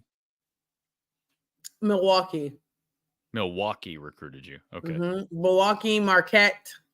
That was the one out of Wisconsin. You could have easily ended up in Wisconsin because you visited Marquette. I did. I went to Milwaukee, visited Milwaukee, and I stopped by the campus in Marquette before my scheduled visit because it's not too far. And I told my mom to cancel it. It was a little too what's the word I want to say? There was a big discrepancy between on campus and like the next block over. If you catch my drift. So it was a little bit, let's see, sketchy in the campus. There we go. It was a little sketchy outside of campus. So I was like, I'm not a fan. You ever been to Drake University? You played basketball at Drake? I have. I used to go when I was in college. I went to the Drake Relays a lot, and then I went there for an unofficial visit when I was in high school. Yeah, that's kind of sketchy. I went to almost all, except for UNI. I went to Drake, Iowa State, and Iowa. I went to Iowa State once and said, absolutely not. Tell them don't call me ever again. And then wait a minute, what happened at Iowa State? Ames is not for me. Nope. I went there one time, Corey, and I was like, wait a minute. Can we separate Ames and Iowa State for a second? Oh, no, they're the same. Not at all. Or Kachine, so just tell me, because I live in Ames. I live in Ames, so I'm sorry. No, I just want to know what it was that you hated about Ames. Was it more the Iowa State thing, or was it the city? Both. What was it? Can you remember that long ago? I mean, it felt very uncomfortable there. I don't know how to describe that on air.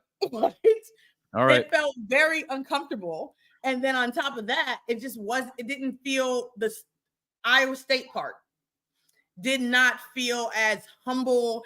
And you know how like Iowa fans are. They're humble. They love everybody. They're those kind of people. Iowa State fans is like judgy. They're a different kind of group of people, which I don't rock with. So, yeah, no. Okay. That was it. I took me one trip and I was like, I told my AAU coach, tell them no, thank you. Thank you, but no, thank you. I hadn't even been to Iowa yet. That was my next stop. Have to have this conversation later. I want to know what it was. But anyways, Lansky. Uh-oh. Come on, Michigan. When you have this off-the-air conversation, I'm going to call you, Corey, to see what it is, because I'm still trying to figure out why in the hell you live in Story County. No, for real. I don't know what you doing, Ames. What's wrong? I think you had a concussion, and you're trying to follow the Hawks from 3 hours away because you had like a very severe concussion as a child. My biggest. Have you been in Ames your whole life, or like why Ames? No, I haven't been in Ames my whole life. I moved to Ames in 2015. So my first of all, I like Ames. I like the city of Ames. My biggest complaint against Ames is the street lights, the stoplights. Those are my biggest complaints. Like, very nice town to live in. I have a soft spot. I'm going to lose some viewers by saying this. I have a soft spot for Iowa State. Not that I root for Iowa State, but I know a lot of people at Iowa State. I'm sure you live in Ames. And so I do. Yes, I'm saying, like, I have a soft spot. I don't hate Ames. I don't hate Iowa State. I grew up in central Iowa, not in Ames. And so I hated Iowa State growing up. But like, I don't have that now. I just don't go that far. I like the town. I've been here long enough to call it home. So anyways, Lemansky. Good for you, Corey. If it works for you, it works for you. That's right. See? You live in Badger country, Lemansky. Who are you to talk? I still think you have Badger country is better than Cyclone country. Sorry. Sorry. I don't know what you thought you was going with that one, Corey. Hey, no. Oh, yes, Carrie. That's the word I was looking for. Stuck up. Good. Yeah, that's a good word. That's a good word. Yes. That's it. Who's stuck up? It was just giving stuffy. Like, just. So Carrie says that Ames has always seemed stuck up to her. Yes. That's one of the words I would use. Well, it's an ag school, so there's a lot of like, it's more of the. Are you making excuses, Corey? Because I feel like you're making excuses. No, I'm saying like stuck up. Like, I feel better. No, it's like a. Go ahead, Lemansky. Anything else? Well, we'll continue this a different podcast about why you're living in Ames and your true Hawkeye colors. Anyway, I should be nice because I admire him doing the show and being so far away doing the podcast. I got to end with something nice with him, and I'll end with this. Kachine the Machine. I don't know what actually got you to Iowa City, but I remember when we had a separate athletic director for the women's program, I think in the mid-'70s. And Christine Grant actually grew up in Scotland and came overseas and led the Iowa athletic program beside, the men athletic director that did the men. And Steve Vivian Stringer, I just love the greatest thing in sports is the wave to the hospital with all those sick kids. And that's one of the reasons that got C. Vivian Stringer to Iowa City to coach women, because she had a special needs child, and her husband did a lot of the care. And so when C. Vivian Stringer built Iowa history, how much of your being in Minnesota were you aware of just the deep history in women's sports? And I want you to answer that question. I want you to know that Jody Runge coached the Oregon Ducks when there wasn't much attendance in women's sports and fought for women's rights as far as funding and player facilities. She had problems even with practice time at Oregon. And a bad thing happened to her that the Oregon administration fired her. And she's one of the most winningest, if not the winningest coach in Oregon history, and never got back into coaching in Iowa history. There's a lot of women that sacrificed to lay the groundwork for Kachine and Caitlin to go out there and raise the sport to the upper level. The guy that followed Jody Runge, by the way, who was the daughter of an Iowa Hawkeye that played for the famous Don Nelson, was Paul Westhead, NBA coach. Paul Westhead followed Jody Runge and completely failed. I say that story because it points out there's almost nothing women can't do. Kachine, you can comment and I'll just listen. I mean, honestly speaking, it's the way of the world, especially for women. Everybody had to lay the groundwork. From 1994 Final Four team, Vivian Stringer and all she did for Iowa history. And then even just moving into my decade. And then you're moving into, the Megan Gustafson era. And then now you've got Caitlin Clark. And that just goes for everything in general, right? Because even after Caitlin Clark, we still have some amazing players that are going to continue to rise the women's basketball. And I think that a lot of people feel that, Caitlin Clark, and it's never going to happen again. I'm sure her records are going to stand, but she has propelled women's basketball to the next point. We will look back at Caitlin Clark's era and see that she propelled us for the next. We have no idea what Juju is going to do. She has the ability to do something of that sort. She's already scoring a ton of points in her freshman year, and she's going to continue on. She's just going to get better and better. So with that being said, and then you have the girl from Notre Dame. So Hannah Hidalgo. There's so many players that can continue to rise the game of basketball, and it's just really good to see. And I feel like anybody who's played and put their sweat, blood, and tears into it, you're just happy, because I don't think we ever thought that we'd be where we are now, that women's basketball is getting more ratings than an NBA game. More people are excited about women's basketball than they are about anything else. And to me, that just screams volume. And I'm just happy that I'm alive to see it, honestly speaking. And I hope that I continue to see the rise. And now Caitlin's going to go into the WNBA. And guess what? She's going to propel the WNBA. And now that's going to be something we're going to look forward to seeing. So I'm just happy about where we are for women in general. Happy Women's History Month, everybody. So yeah, I'm just happy. That's my rant. I'm pleased to donate to Corey's program because he does such an excellent job. But you've inspired me to even support his program more, because your personality is like 100%. Well, thank you, Lemansky. I appreciate it. Corey, is the barbecue place in Ames still going? The top rate barbecue place? Oh, best part about Ames. I don't care. Hey, but they're not advertising, so we can't say their name. But yes. Okay, fine. Yeah, we should take them out of Ames and put them somewhere else. But that's beside the point. So if I get to Ames, Corey, the barbecue place is on me, and I'm a professional because I didn't mention their name. You have a good night, and thanks for taking my call. I'm going to hold it to it, Lemansky. Thank you, sir. D. Rollison in the chat. Wow, you have stamina. Just got back from the Target Center. Got to meet Beth Getz for a photo. Told her she was doing a great job, i.e. Brian Ferentz. Tyler wants to know. How did you know that that's what that meant? Of course I know what that meant. Of course I know what that meant. I did not know where he was going. But okay. It doesn't stand for best friend, doesn't stand for boyfriend, it stands for Brian Ferentz. All Tyler, right. What are the main storylines you all drew from today's game, Kachine? Sydney Falter. Hawkeye's hot shooting. Let's see. Holding Penn State to 20-something points below their average. That will be my snapshot headlines right there. You see the numbers here. Caitlin Clark with 24 points, 10 boards, 7 assists. She did have 6 turnovers. Sydney Falter, 18 points, 9 rebounds, 5 assists, 1 turnover. Again, efficiency, taking care of the basketball. Gabby Marshall, 15 points. I believe this is her third. Kyle, if you're still watching, he probably went to bed. This is weird, Kachine. As I was looking at the stats, I believe, let me pull up the box score from the other night. I believe this is like the 3rd straight game that Gabby Marshall has went exactly 4 of 7 from 3. I think it's 3. She's hit 4 threes the last 3 games. I know that much. And she's been 4 of 7 each night. Oh. And I believe Kate Martin, this is her 2nd straight game of going 11-9. Oh. Let me make sure I'm right on this because I'm sorry. I'm getting pumped over here, y'all, because Michigan is making a comeback. It's 52-48.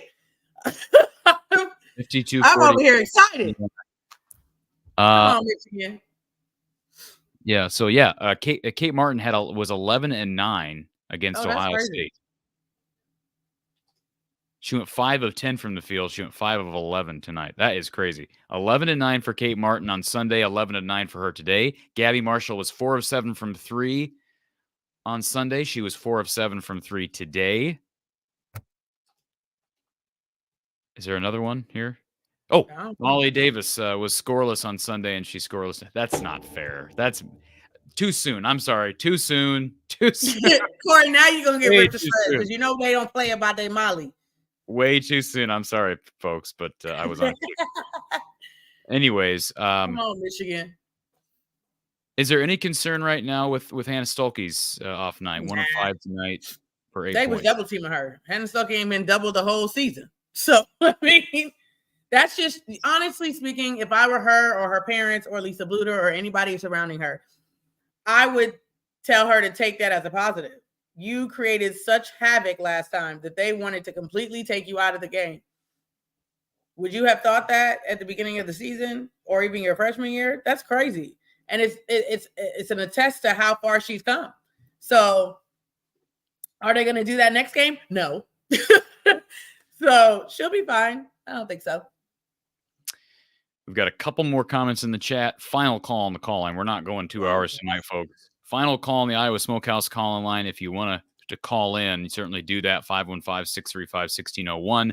But our RTI Threads player of the game was Sydney Falter, an efficient 3 of 4 from 3, 18 points in the night with 9 rebounds and 5 assists. She was phenomenal. Sydney Falter has been, she was a starter tonight as well with Molly Davis being out. I expect her to start the rest of this week. And we'll see if and when Molly comes back, could we see her come off the bench? Kachine, is that possible if she's working off an injury? Molly Davis. Molly's 100% coming off the bench. Okay. She better not start. That don't even make no sense. So you think there's a chance that we see we see Sydney Falter in the starting lineup the rest of the year? Yeah, I'll be giving Lisa Bluter a phone call if Molly Davis just popped back in the starting lineup. That's crazy. What? No. I do want to take a moment before we get to our last couple comments. And again, I threw the teaser out there. If anybody wants to call in, you have about 2 minutes to do that. 515-635-1601. But I do want to take a moment to announce a partnership that I'm excited about with the Autograph app. Everybody saw the visualizer earlier in the show. Oh, that's Check what that out was. what Okay. Autograph can do for you.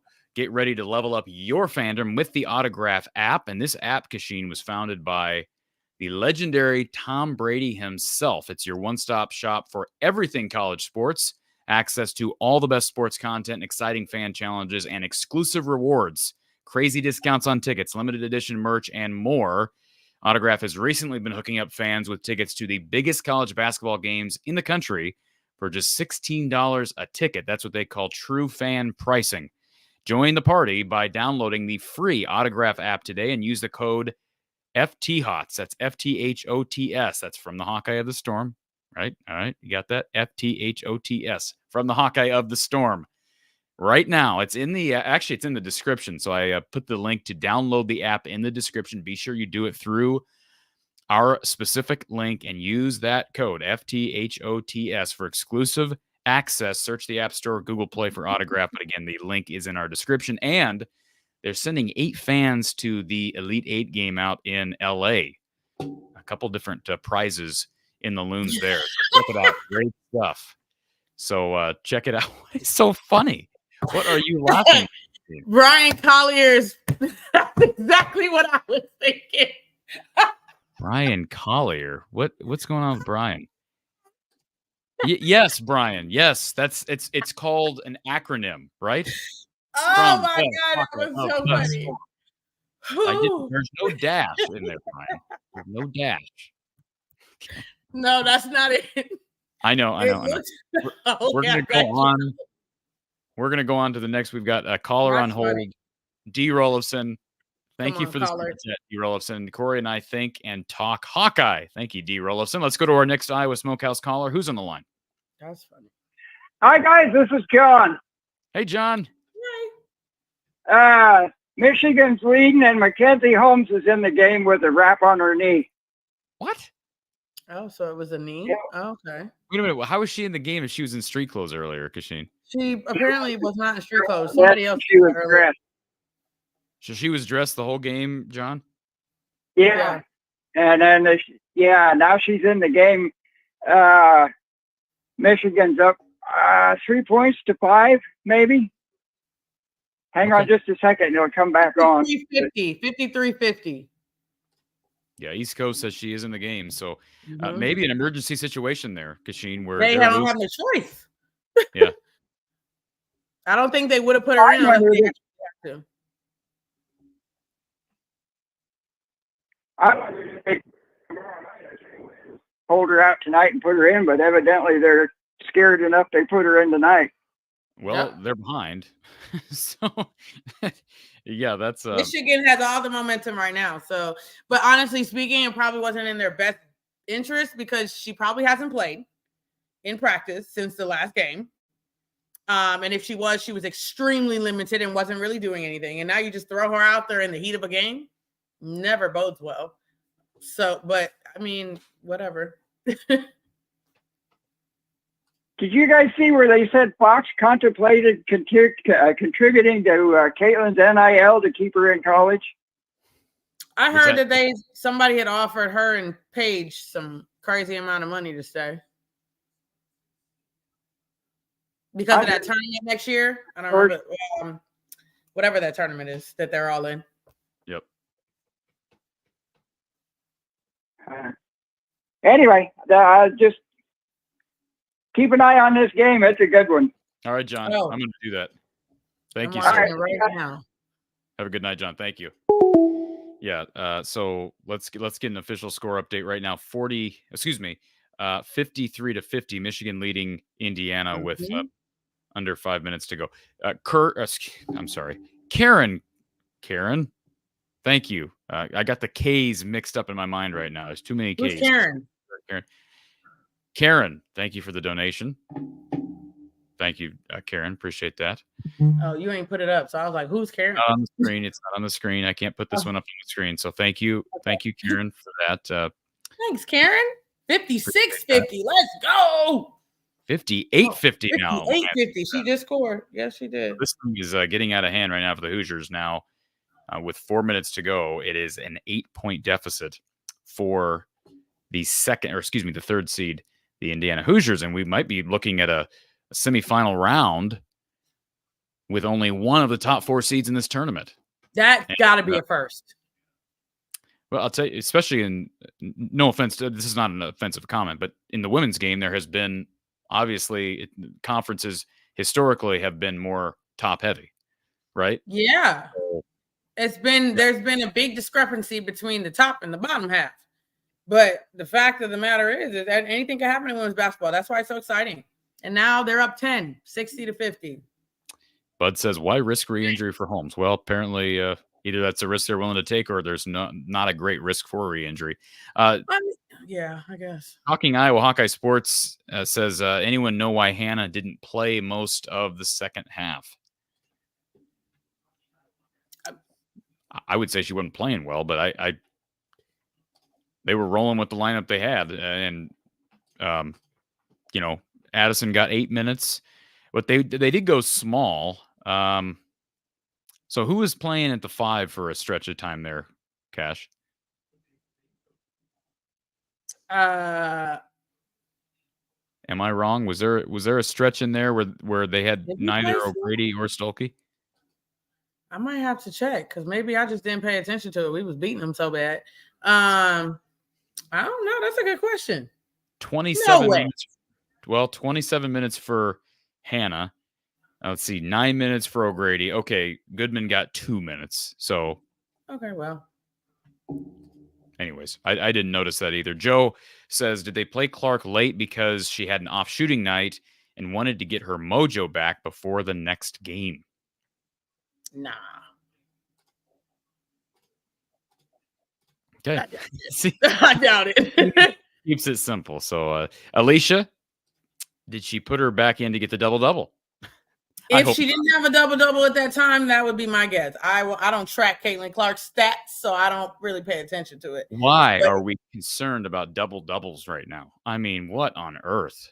I don't know. Is there a record she's chasing? I don't know. Is there so many double-doubles in the history of women's basketball? Hell, I don't. All right, so Amanda brings up some malpractice on my part. A few weeks ago, I said, and caller just hung up, as it relates to the Hawkeye men, I said they're done as it relates to the tournament. So that is podcast malpractice. So I apologize for that. They are not done. A big game coming up on Sunday, Kachine. Do you have any? Before we log out here? Do you have any thoughts on the Hawkeye men and their game against Illinois on Sunday? Potential quad 1 victory and a potential win that would likely get them in the field. It's at home, right? It's at home, and it's senior day.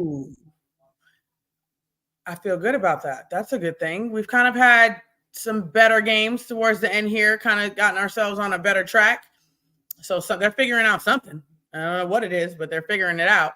And it would be a huge NCAA win for them, and probably momentum going into the Big Ten tournament. So I thought they had a chance at Illinois. So considering we're going to take that and then we're going to put it at home on senior day, people tend to play a lot harder and they're more in tuned. So on senior day than they may be any other time. I'll take it. I'll actually be watching. Well, is it going to coincide with the championship game at all? That's a good question. Does anybody have the answer to that? I'm sure our guy Tony, who just jumped on for our final call, has the answer to that. But let me just look it up. I'll get it before Tony can, because Tony's I'm sure already got it, but I'm not. I hope not. So it looks like the championship game. No, the championship game is scheduled for 11 a.m. Michigan cannot miss. Why is the championship game scheduled for 11 a.m. on Sunday? Is it really? That's what this says. Let's get our Iowa Smokehouse caller in here. Tony, what's going on here? Why is it 11 a.m.? What's going on here? It's because it's CBS. That's the only game it's TV. CBS. So CBS has another men's game at like 1 o'clock on Sunday. That's the stupidest thing I've ever heard. I was going to be playing until almost 6 p.m. as the highest seed remaining. They're going to be playing until 6 p.m. and they have to play at 11 a.m. the next day. That's a quick turnaround. Yep. And that hasn't been the case in the past. They've played that's not an ESPN final. No, this has always been a Big Ten CBS thing. It has. Yeah. It's always been on CBS, but still, that's kind of no. There was a couple times they were on. I thought they were on ESPN. They could have been on ESPN sometime, but lately it's been on CBS. It's something that they have the TV contracts with that. I just had one real quick thing. I wanted to get on real quick, and then my daughter. Let me pull up my daughter. Your daughter sounds like she's hold on a second. I got to mute you because it sounds like your daughter either needs either she needs some help or she's having a medical emergency. Let's unmute. Let's unmute Tony. Oh, he's gonna go. He said 10 seconds. So let's go. Attend to the baby. I'm weak. Is that? Yeah. Okay. Well, Indiana, Michigan. Michigan is still on that roll, man. They're taking it. It's only a minute left in the fourth quarter. It's over. So it looks like Michigan's going to pull this out, folks. Let me look real quick. Let's see here. I'm going to look at 2020 because I don't believe you. 2023. So they beat Ohio State in the championship game last year. And looking to see the time. You're absolutely, I'm sorry, but you're absolutely wrong. I can show you the PDF right now. It was on ESPN last year. I knew that was on ESPN, but I remember, I know there was some CBS stuff. You told me it's always been on CBS. Who said that? You did 5 seconds ago. He said that, not me. You said that. You were right here. He said CBS. I said, I know they've had a relationship, but I thought they were on ESPN too at some point. And he said, yeah, they did have some ESPN games. Replay the tape. I will replay the tape. But they were on ESPN last year, and the game began at 4 p.m. as it should. That's just stupid. That's just stupid to have an 11 a.m. baked-in championship game. But anyways. Well, CBS must have paid big bucks to take it away from ESPN. I would think so. I would think so. And as you mentioned, Kachine, Michigan's, I mean, they're up 16 now. They are up 16 with 30 seconds to go. Game over. Game is over, honey. Game over. Incredible stuff. So it appears that certainly appears that Michigan is going to be winners, and they'll take on the Hawkeyes tomorrow at 3:30 p.m. Central Time on BTN. So pretty incredible stuff. All right, let's go back to our Iowa Smokehouse caller. We got Tony. Tony. Kind of perfect timing that this happened the way it did, and I have something typed up. It's about 2 sentences, and it says, for this postseason, I really think there might not be a better team prepared than Iowa. We've had all the pressure with every game, with the big crowds and all that stuff. Some of these teams, they haven't seen the big crowds like Iowa has, except when Iowa plays them, as we've seen earlier today with oh my gosh, escapes me.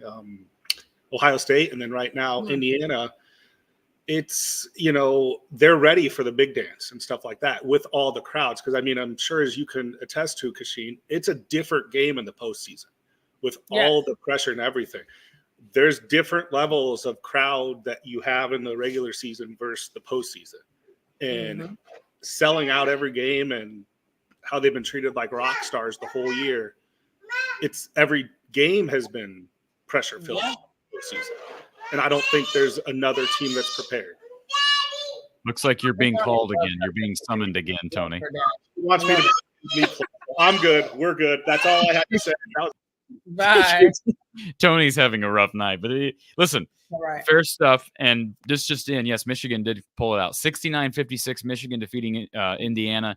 The Wolverines will face the Hawkeyes on Saturday. That game, 3:30 p.m. Central Time on Big Ten Network. So, Kachine, give us some keys for the Hawkeyes to beat the Wolverines. We know about this series, at least in past years. Michigan's been down this year, but right now they're 9-9 in the conference, 20-12 overall. My guess is they're in the tournament at 20-12 with a win against Indiana, but boy, it really cement things with a win against Iowa. So maybe another team playing for their postseason lives tomorrow. Yeah, and just the fact that you're one game away from the championship is crazy. I think anybody right now, Michigan's mindset is they just have to get past Iowa, because on the other side of the bracket is 2 teams that they've beaten. So if they can pull off a miracle, they have a very good chance of winning a Big Ten championship. Iowa really, the pressure has shifted to them just a tad, because now they're the highest seed left. There's nobody else even close. So I think with that being said, Iowa just has to stick to how they play basketball. Like, share the basketball, run the floor, lock in on your defensive assignments, and I think we'll be okay. It's just when we start to get tense and tighten up and all that other stuff is when we get in trouble. But like I said, I love our chances. Michigan is going to be coming ready to play, trying to knock off another one. And so I don't remember who said it right now, but somebody on here said that it was Kyle, about how Iowa came in and just knocked him in the mouth right off the bat, took all of that, upset mentality out. That's what we need to do tomorrow. Womansky, malpractice by CBS. I agree. I would absolutely agree with that. Is it 11 a.m.? Is it Eastern time? No, Central. Oh, noon Eastern. My time. Lord, 11 is early. Imagine the people out in the West Coast that are wanting to watch. Like, imagine if USC and UCLA were in the conference right now, and one of those teams being like Nick. Yeah, they're gonna have to change that. They can't have it 11 a.m. next year, can they? No, they got to change that. That would be not fair. When the Hawkeyes played the Wolverines the last time, the Wolverines ended up with 6 players in double figures. Very balanced effort against the Hawkeyes. Scored 89, but gave up a $106, and Caitlin Clark scored a career high 49 points. Yep, that was her when she got the record and put the number 22 on the court. There you go. So that game will commence at 3:30 p.m. Central Time tomorrow over on the Big Ten Network. Let's see. Am I missing anything, Kachine? Am I missing anything here? I don't think so. Get some rest. It's going to be a doozy. So, Dilsey, daylight savings time, which means we lose another hour. We lose another hour. Mm-hmm. So you have an 11 a.m. game and you lose another hour. Am I correct in saying that? No, but yeah, you lose an hour. You lose an hour because we're springing forward, so we lose an hour. So basically, it's the equivalent of playing it at 10 a.m. Yeah, pretty much. Doesn't make any sense. I don't know if it's Saturday. Yeah, it's Saturday night. We lose an hour. So, yeah. All right, folks. Appreciate everybody being here. The Hawkeyes advancing to the semifinals. They'll take on Michigan. That game went final just moments ago. The Wolverines defeating the Hoosiers in the quarterfinals of the Big Ten tournament up at the Target Center in Minneapolis. Kachine, appreciate you taking the time as always. Hope to see you tomorrow, and hopefully we're talking about a win and an entry into the championship game once again. Absolutely. All right, folks, for Kachine Alexander, Hawkeye great, Kachine Alexander, I'm Corey Brada from the Hawkeye of the Storm. Have a great night. Enjoy some hoops, and we'll talk to you tomorrow. Bye, guys.